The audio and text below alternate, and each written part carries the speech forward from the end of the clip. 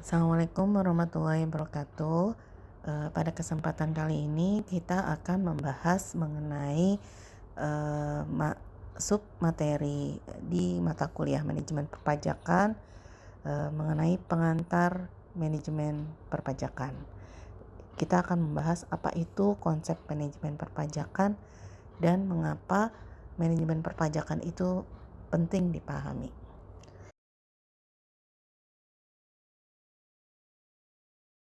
Nah, sekarang kita langsung masuk ke bab pertama, ya. Kita akan belajar tentang dasar-dasar manajemen pajak, ya. Nah, di dasar-dasar manajemen pajak itu apa aja sih yang kalian pelajari gitu ya? Yang pertama itu kalian akan tahu ya tentang tujuan dan fungsi dari manajemen pajak. Kemudian prinsipnya, terus penghindaran dan penyelundupan, ya. Kemudian ada menghindari adanya kerugian pajak sama cara penghematan pajak, ya. Nah, sebelum Ibu masuk ke pengertian manajemen pajak, kalau menurut kalian, ini apa sih sebenarnya? Maksudnya manajemen pajak itu apa sih gitu? Kok ada sih materi manajemen pajak gitu ya? Ada yang mau sharing nggak ke Ibu? Atau mungkin ada yang pernah, kan ada yang ikut brevet nih gitu ya, pernah belajar manajemen pajak juga kan? Kira-kira apa sih manajemen pajak itu? Kenapa sih kita perlu belajar manajemen pajak ini? Ada yang mau sharing? Silakan. Terus kenapa kalian perlu belajar manajemen pajak? Karena kalau menurut saya itu karena untuk mengatur sehingga pajak itu bisa misalnya dibayarkan dengan jumlah yang seharusnya gitu, lalu untuk mengatur, mengendalikan gitu, merencanakan aspek-aspek perpajakan yang dari sisi keuntungan nilai bisnis perusahaan gitu, sehingga dapat melaksanakan kewajiban perpajakan sesuai peraturan. Ya, itu ya, benar ya. Jadi itu pendapatnya Haya. Dari pengertiannya, manajemen pajak itu adalah usaha yang menyeluruh oleh wajib pajak agar hal-hal yang berhubungan dengan perpajakan dikelola baik dengan efisien sehingga dapat memberikan kontribusi maksimum bagi perusahaan, ya, dan tetap memperhatikan peraturan perundang-undangan perpajakan dan komersial serta juga memperhatikan kepentingan stakeholder. Nah, di sini artinya apa? Manajemen pajak itu kita mengelola pajak yang kita bayar, ya. Jadi kan pajak itu kan sesuatu yang sifatnya wajib, ya kan? Kalau misalnya kalian ingat lagi pengertian perpajakan gitu ya, pajak itu apa? Iuran yang sifatnya wajib dan dipaksakan gitu ya. Jadi memang iurannya itu memang dipaksakan, wajib. Dan kalau kita tidak bayar berarti kita punya kena konsekuensi, ya, kita kena sanksi gitu ya. Makanya di sini ini wajib gitu ya. Jadi ini iuran wajib, tapi kita bisa mengelola gitu ya. Kita bisa mengatur, kita bisa merencanakan supaya pajak yang kita bayar itu tidak minimal atau efisien gitu. Nah, ini sebenarnya manajemen pajak tuh seperti itu. Ya, dengan adanya manajemen pajak ini sebenarnya perusahaan dibolehkan untuk mengatur ya bayar pajaknya supaya bayar pajaknya tuh minimalis gitu ya. Bayar pajaknya minimalis tapi tetap memperhatikan ini ya. Jadi yang kata-kata ini harus diada ya. Jadi tetap memperhatikan peraturan perundang-undangan perpajakan dan komersial. Jadi dia legal gitu ya. Jadi ketika kita mengatur pajak yang efektif dan efisien gitu ya. Jadi seperti itu. Nah, itu untuk pengertian manajemen pajak ya.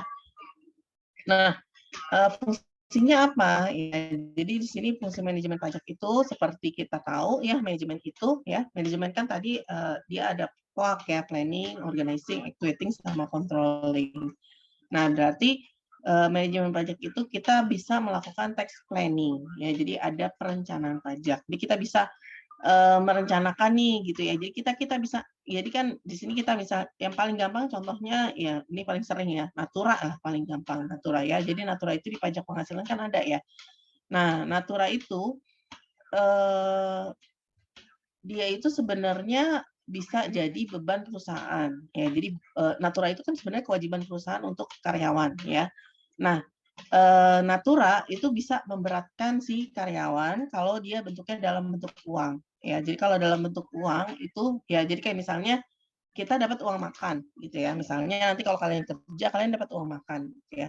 Nah, uang makannya itu dalam bentuk uang gitu ya. Kayak misalnya saya nih sekarang gitu ya, itu uang makannya dalam bentuk uang. Nah, itu kan nanti setiap bulan dapat nih tambahan gitu ya. Misalnya dapat 30.000 lah setiap hari gitu ya. Kita kerja 5 hari gitu ya, selama sebulan berarti kali 4, berarti ada 20 hari. Berarti kita dapat setiap bulan tambahan 600.000 untuk penghasilan kita. Nah, nanti bagi karyawan 600.000 itu akan nambah penghasilan gitu. Nah, kalau dari sistem manajemen pajak itu rugi ya, itu rugi. Kenapa? Karena karyawan kalau kalian lihat lagi pengertian pajak penghasilan gitu ya. Jadi setiap tambahan kemampuan ekonomis gitu ya. Jadi dalam bentuk apapun gitu ya. Jadi ketika karyawan itu menerima tambahan kemampuan ekonomis kan berarti ada tambahan uang, tambahan apa gitu. Nah, itu dia akan dikenakan pajak. Nah, makanya kalau misalnya natura dalam bentuk uang, itu sebenarnya bagi karyawan itu akan merugikan. Kenapa? Karena karyawan akan nambah penghasilannya sehingga pajaknya akan lebih besar. Pengennya kalau dari sisi perusahaan ya, perusahaan itu kan pengen bayar pajaknya kan minimal gitu ya. Nah, kalau minimal ada 2 cara untuk meminimalisir ya. Kita bisa menurunkan penghasilan. Jadi penghasilan itu nanti mungkin di materi pajak ya. Nanti kalau kalian lihat itu ada materi memilih penghasilan. Jadi kita bisa memilah nih penghasilan apa nih yang bisa kita minimalisir penghasilannya gitu ya. Jadi penghasilan itu jangan sampai terlalu tinggi gitu. Karena penghasilan tinggi kan nanti labanya besar gitu ya. Jadi kita pilih penghasilannya. Sama satu lagi ya, cara untuk meminimalisir laba itu kita menaikkan biaya gitu. Nah, berarti kalian juga harus tahu gitu ya. Harus tahu aturan perpajakan, biaya-biaya yang diperbolehkan apa, biaya yang tidak diperbolehkan apa. Nah, itu kalian perlu tahu gitu ya. Nah, ini yang tadi Ibu kasih contoh itu termasuk dalam meningkatkan biaya. Jadi kita menambah biaya. Jadi bagi karyawan itu tidak sebagai penghasilan dan perusahaan boleh menganggap sebagai biaya. Nah, itu kan ketika biayanya tinggi, biasanya labanya akan kecil. Nah, ketika labanya kecil, dia bayar pajaknya juga nggak terlalu besar gitu ya. Jadi kalau dari sisi normalnya sebenarnya berat ya kalau perusahaan itu untuk bayar pajak 25% itu berat gitu ya. Makanya kalau untuk perusahaan-perusahaan kecil atau kita mandiri yang mungkin penghasilannya tidak terlalu besar, mungkin bayar cuma 250.000 ya udah nggak apa-apa gitu. Tapi kalau misalnya penghasilannya udah 1 miliar, berarti dia harus bayar 250 juta. Kemudian tax implementation, implementasi pajak tadi ya. Jadi di sini kita tetap harus memperhatikan implementasinya ya. Jadi implementasinya itu kita memikirkan untung ruginya. Jadi ketika kita melakukan ini, keuntungannya apa? Terus kerugiannya gimana gitu ya. Jadi pertimbangan tadi, kayak misalnya contoh tadi, ketika misalnya perusahaan memberikan uang makan ke karyawan dalam bentuk uang gitu ya. Nah, itu keuntungannya karyawan mendapatkan tambahan uang penghasilan gitu ya. Cuman kerugiannya apa? Kerugiannya ya karyawan itu dikenakan pajak akan lebih besar ya. Kemudian bagi perusahaan itu dia tidak bisa dianggap sebagai biaya. Nah, itu kan rugi juga ya. Jadi karyawan untung, tapi bagi perusahaan dia udah ngeluarin biaya, tapi biayanya itu tidak bisa dibiayakan gitu loh. Tidak bisa dimasukkan dalam perhitungan yang perhitungan itu ya, pengurang pajak itu ya, itu nggak boleh gitu. Jadi kita bisa mengimplementasikan pajak seperti itu. Kemudian tax compliance. Nah, ini yang paling penting gitu ya dalam manajemen pajak supaya kita tidak kesalahan ya dalam memanage pajak ya. Jadi di sini kita tetap patuh terhadap peraturan perpajakan yang berlaku. Jadi tetap semuanya harus merujuk ke peraturan perpajakan. Jadi kita bisa lihat tadi yang untuk aturan natura gitu ya. Nah, aturan natura itu seperti apa sih di undang-undang perpajakan gitu ya.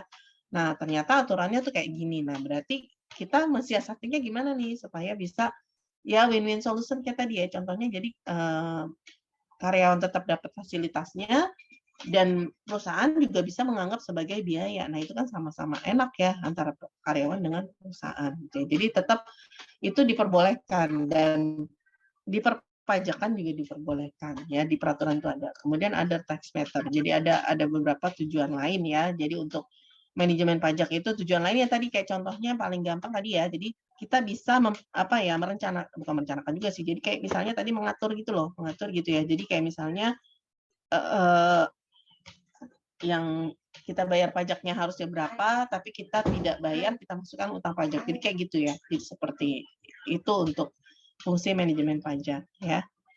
Kalau ada yang mau bertanya langsung aja ya, nggak apa-apa ya, silakan.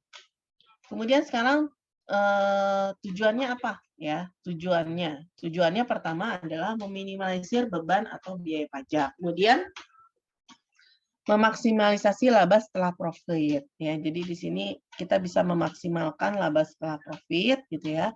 Kemudian mengurangi kejutan jika ada terjadi pemeriksaan atau audit oleh pihak otoritas pajak sama memenuhi kewajiban perpajakan sesuai dengan peraturan yang berlaku.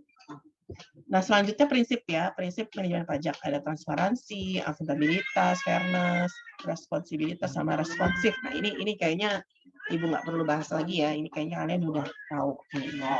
Nah, kemudian ada bedanya antara tax avoidance sama tax evasion ya. Nah, ini yang perlu. Jadi di sini tax avoidance itu kita ngindarin pajak tapi sesuai aturan. Kalau tax evasion itu jadi kita ngindarin pajak tapi gelapin gitu. Nah, itu yang nggak boleh. Gitu. Jadi yang boleh itu tax avoidance ya, tax evasion nggak boleh.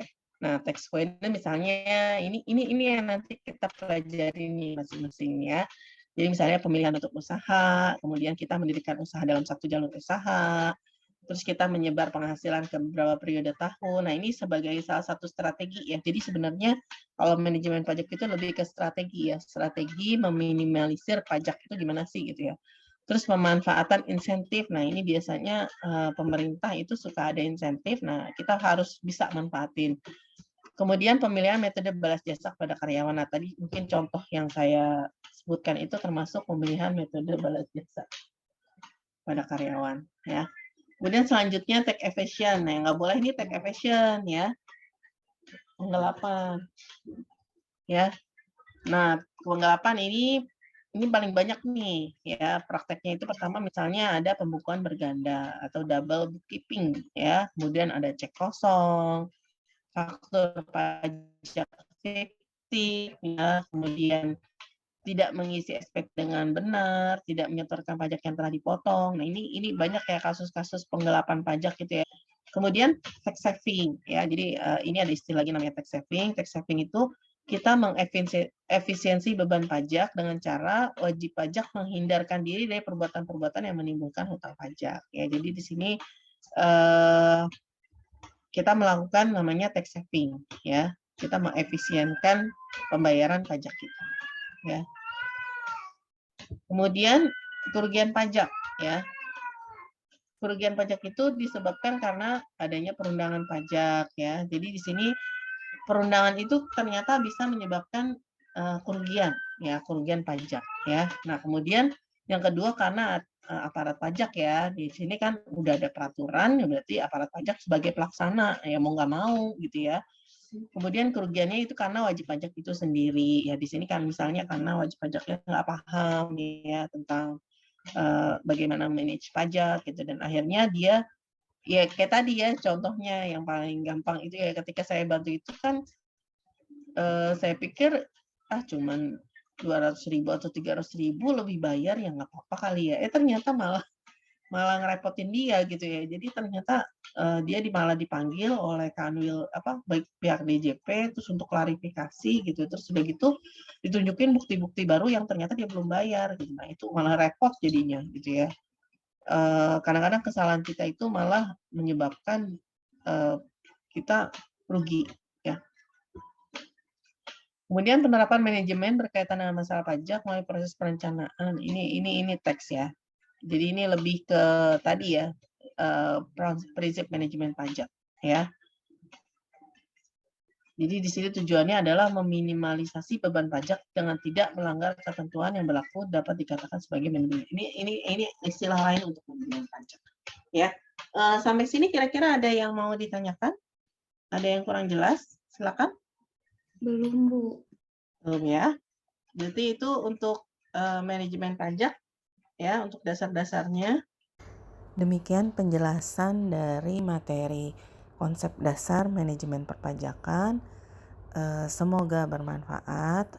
Terima kasih atas perhatiannya. Assalamualaikum warahmatullahi wabarakatuh.